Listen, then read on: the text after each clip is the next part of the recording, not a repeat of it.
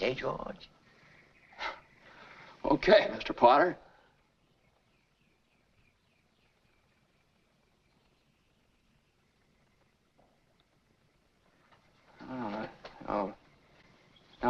No, wait a minute here. Wait a minute. I don't need 24 hours. I don't have to talk to anybody. I know right now, and the answer's no. Doggone it. Did you see that? This is the point of no return for George. He makes up his mind once and for all. He's never going to go to Potter and use him as an option. But things change. And even though George Bailey had planned meticulously to avoid Potter, he's going to have to crawl back into his office. But let's look at the dynamics between Peter Bailey, George's father, and Potter. And did Peter Bailey turn Potter into the monster he became by not paying him back? Let's take a look. Son, just 30 short days. I'll dig up that 5,000 somehow. Shut me up. Pa, Just Have a you minute. put any real pressure on these people of yours to pay those mortgages? Time's up bad, Mr. Potter. A lot of these people are out of work. Well, foreclosed. Are you running a business or a charity war? Well, all I'm Not with my money. Mr. Potter, what makes you such a hard-skulled character? You have no family, no children. You can't begin to spend all the money you've got. Oh, I suppose I should give it to miserable failures like you and that idiot brother of yours to spend for me. This opening dialogue between Henry F. Potter and Peter Bailey encapsulates the two extremes honed within these characters that society still struggles with today. Potter represents heartless business without any charity, a caricature of capitalism. Potter is a monopolist who has politicians in his back pocket. Peter Bailey exemplifies big-hearted altruism without any financial sense, one who leverages the rich guy's money for a good cause. Redistributing the miser's money with a clear conscience to help those in need is the natural thing for a socialist-minded fellow like Peter. The extremes on both sides, played out within these characters, highlight the imbalances that emerge within humanity. The one follows the principles of math and finances perfectly at the expense of more meaningful endeavors in life, like family and charity. The other wholeheartedly follows the selfless care of others at all cost, maximizing meaning in life at the expense of business sense, ending time and again in jeopardy of falling into bankruptcy. $5,000 in today's money is the equivalent of over $80,000. It's a glaring example of financial ignorance, yet Potter is a mile too far in the other direction. Peter is right in pointing out the folly of his flawed financial fixation, but his son George Bailey finds a balance between these flawed extremes. When Peter Bailey dies of a stroke, George Bailey forgoes a trip to Europe to manage business in the wake of his father's passing. 3 months later, a board meeting is held at the Building and Loans to appoint a successor. The chairman dismisses George so he can finally go on his trip. Potter eagerly seizes the opportunity, making a motion to dissolve the institution. Many at the meeting are shocked and outraged. As George makes his way out of the room, Potter explains why he thinks the institution should be dissolved. Peter Bailey was not a businessman. That's what killed him. Now, you take this loan here to Ernie Bishop. I happen to know the bank turned down this loan, but he comes here, and we're building him a house worth $5,000. Why? Well, I handled that, Mr. Potter. I can personally vouch for his character. Friend of yours. Yes, sir. You see, if you shoot pool with some employee here, you can come and borrow money. Just a minute. Now, you're right when you say my father was no businessman. I know that. Here, you're all businessmen here. Doesn't it make them better citizens? Doesn't it make them better customers? Do you know how long it takes a working man to save $5,000? Just remember this, Mr. Potter, that this rabble you're talking about, they do most of the working and paying and living and dying in this community. Well, is it too much to have them work and pay and live and die in a couple of decent rooms and a bath? Anyway, my father didn't think so. George understands that putting a little faith behind people can give them the confidence they need to become better than they were. Potter doesn't put faith in people. Potter puts faith in the numbers. The people have to prove themselves first before he sends 1 cent their way. Perhaps Potter learned this lesson from George's father, who failed to repay the money he had borrowed over and over again. After George delivers the last of his appeal to keep the building and loans open, he finally leaves the room, slamming the door behind him. The meeting then descends into a chaos of argument. In the end, they vote to keep the business open on one condition: that George Bailey stays and runs it. The building and loan is the last thing Potter can't fully control in his town, and it bothers him. George becomes the one guy standing in Potter's way, but it comes at a cost to him.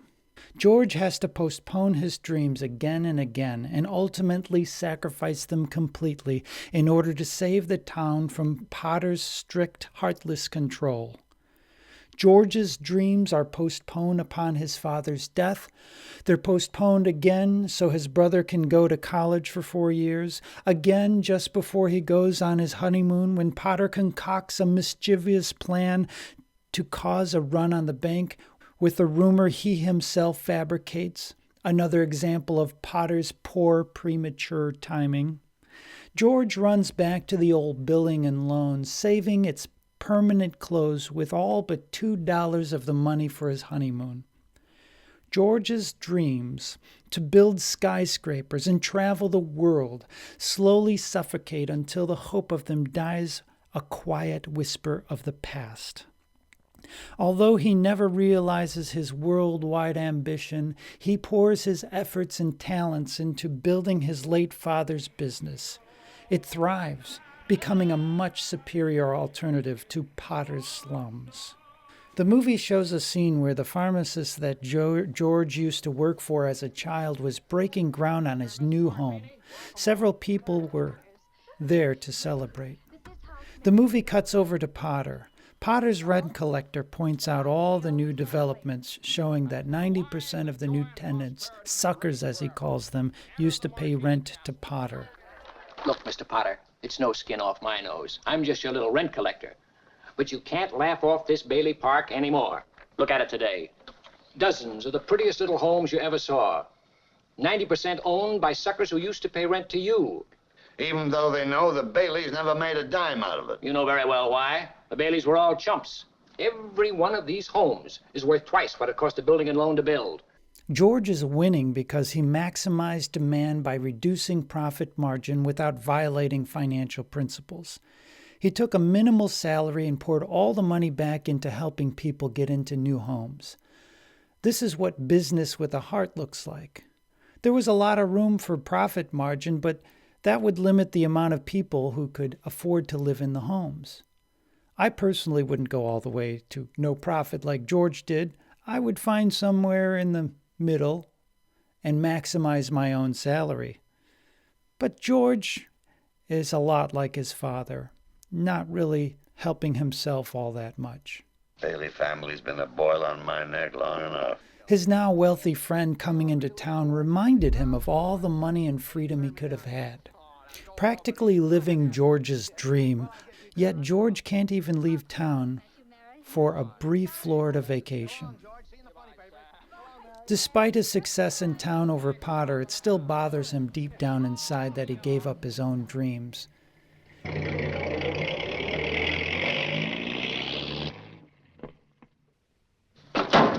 Potter is brewing a scheme. Quite a cigar, Mr. Potter. You like it? I'll send you a box. George, I am an old man, and most people hate me, but I don't like them either, so that makes it all even. You know just as well as I do that I run practically everything in this town, but the Bailey building alone. In fact, you have beaten me, George, and as anyone in this county can tell you, that takes some doing. I have stated my side very frankly. Now let's look at your side. George Bailey is not a common, ordinary yokel. He is an intelligent, smart, ambitious young man who hates the building and loan almost as much as I do. A young man who's been dying to get out on his own ever since he was born. trapped into frittering his life away playing nursemaid to a lot of garlic eaters. Do I paint a correct picture, or do I exaggerate? Potter has George pegged. He knows exactly what's going on and decides to play into George's ambitious side. George avoids answering and responds. Well, what's your point, Mr. Potter? My point is I want to hire you. Hire me? I want you to manage my affairs. George, I'll start you out at $20,000 a year. Potter offers a salary nearly 10 times what George was making. In today's money, it would be the equivalent of over $300,000 a year in a 3-year contract. George is shocked and can't believe his potential fortune, but asks, How about the building and loan? Oh, confound it, man. Are you afraid of success? I'm offering you a 3 years contract at $20,000 a year starting today. Is it a deal or isn't it? Well, Mr. Potter, I know I ought to jump at the chance, but I wonder if it'd be possible for you to give me 24 hours to think it over. Sure. You go on home and talk about it to your wife. I'd like to do that. Yeah, then in the meantime, I'll draw up the papers. All right, sir. Okay, George? Okay, Mr. Potter. Potter's sweaty palm revealed his cards and woke George up. George realizes that he almost fell for Potter's plot to shut down the building and loans and becomes utterly disgusted with himself. George seizes the opportunity to make clear to Potter that George doesn't need him in any way. George never does borrow 1 penny from Potter. Burning the last and only bridge between the two, he ensures a point of no return. Yet the day will come when he does return, a day when it becomes clear that there is only one man who can save him from utter ruin. 8,000. Good morning, Mr. Potter. What's the news? You just can't keep those Baileys down. Now, can you, Mr. Potter? Not every heel was in Germany and Japan. You forgot something. What? Well, aren't you going to make a deposit? Oh, sure I am. Well, then it's usually customary to bring the money with you. Huh. Oh, shucks. How about that finger there? Anyway. Bailey.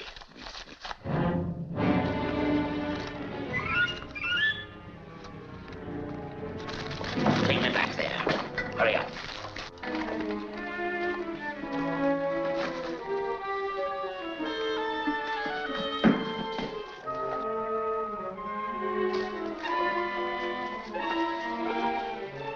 A missing $8,000 in today's money would be a whopping $130,000. Even though George did right in the financial realm, and even more valiantly with the people he helped, he left absolutely no room for this kind of error. To make matters worse, the bank examiner was there waiting to inspect the books. George tries to help Billy remember every step he took, traipsing through the snow downtown. In a last desperate attempt to jog some memory, George asks Billy a few more questions at the office. An exhausted Uncle Billy responds. Maybe. I don't want any maybe. We've got to find that money.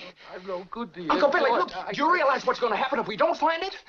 Uncle Billy was indeed a very simple man with limited competence. George kept him anyway, entrusting him to deposit enough money to pay cash for an entire house. But his patience was expended. Think. I can't think anymore, George. I can't think anymore. It hurts. Where's that money, you silly, stupid old fool? Where's that money? You realize what this means?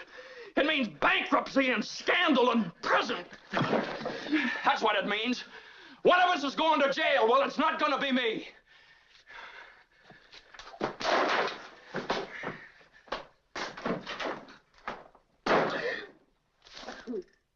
The words of Potter from the beginning of this story sail out of George's mouth. It wasn't enough that he sacrificed his dreams on the altar of altruism, watching them slowly choke to death while some of his friends callously rubbed it in his face. It wasn't enough that while his business was successful, he poured all the money back into helping people while maintaining a meager income, when he could have easily enriched himself.